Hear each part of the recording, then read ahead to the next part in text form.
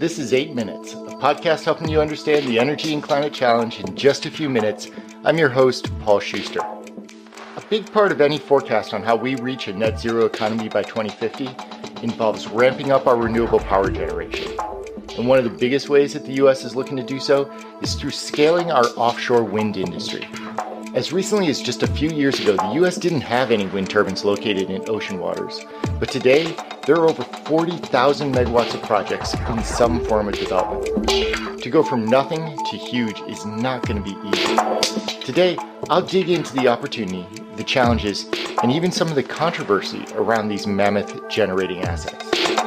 8 minutes. It's how long it takes the sun's race to hit Earth, or as we celebrate America's Independence Day tomorrow, about twice as long as it would take you to read the Declaration of Independence.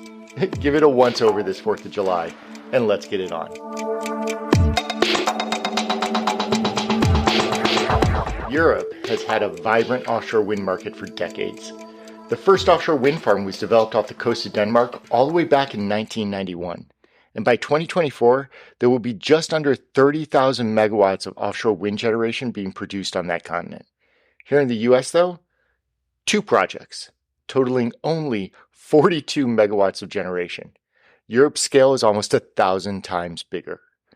But that doesn't mean that US offshore wind doesn't have ambitious plans. There are currently over 40,000 megawatts of projects in the pipeline, and globally, the total size of the market is projected to grow from about 34,000 megawatts in 2020 to over 330,000 megawatts of capacity in 2030. From Europe to China to the US, these massive projects are expected to play a big role in the energy transition. So, why? It sure seems like it would be more difficult to build a project in deep ocean waters than it would be to find another plot of land in Texas or Oklahoma and just put down some other turbines. Why is offshore wind of such interest? Well, part of it may be in getting the generating source closer to the major load centers. As fertile as the winds are blowing across the Central Plains, it's been a challenge to construct the transmission needed to ship those electrons from the center of the country to the coasts where the demand for renewable energy is the greatest. Wind leases off the coast of New York or Maine make it a bit easier to generate power closer to a New York or a Boston. And the size of these turbines is also a big reason why they create so much interest in renewable power circles. A normal on-land wind turbine is probably about 2.5 to 4 megawatts in size. GE's latest Haliade X offshore wind turbine, a ginormous 14 megawatts, 6 to 7 times the size of your typical onshore turbine.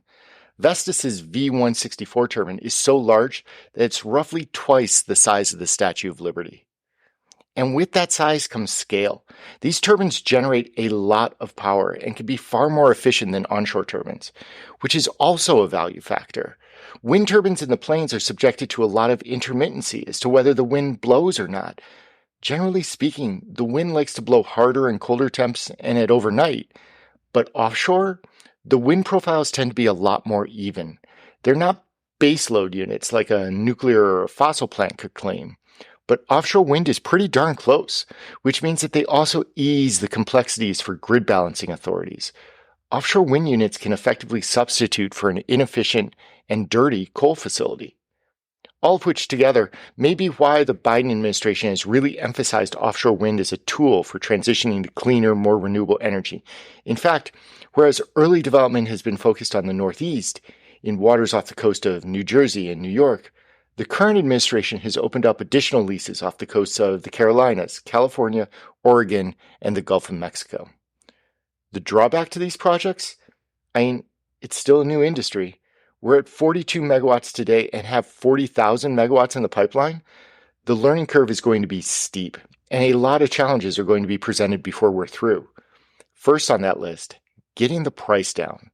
The price that these units are selling power at averages about $84 per megawatt hour per the DOE's 2022 offshore wind market report, which is actually a lot better than the over $100 pricing we were seeing just a couple of years ago, but it still has a long way to go to reach parity with today's onshore resources.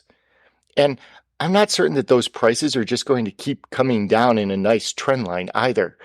Already this year, developers from Ørsted, Copenhagen Infrastructure Partners, CIP, and other offshore wind projects, they've requested that previously negotiated power prices be adjusted up in order to account for rising costs in the supply chain.